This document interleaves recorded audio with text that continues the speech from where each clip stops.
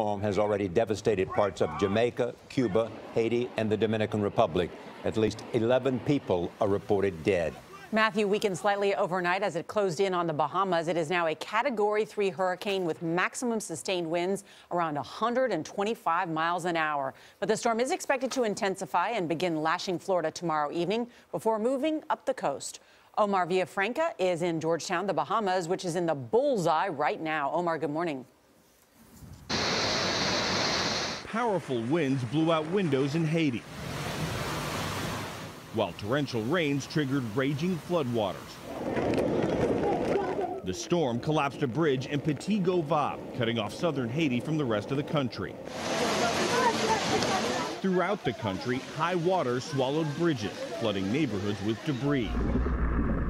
Downed power lines knocked out electricity, and trees littered roads, making them impassable. People used axes and machetes to try and clear the way. In the capital of Port-au-Prince, bulldozers were brought in to try and clear debris. At least 10,000 people are still in shelters. Matthew made a second landfall on the eastern tip of Cuba Tuesday night. A Cuba civil defense official says the failure of a fiber optic cable has cut off communication in that area. They will have to wait until after the storm passes to evaluate the damage.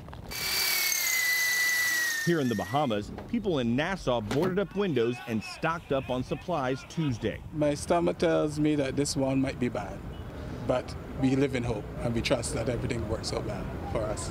The U.S. dispatched approximately 100 military personnel and multiple helicopters to Grand Cayman Island.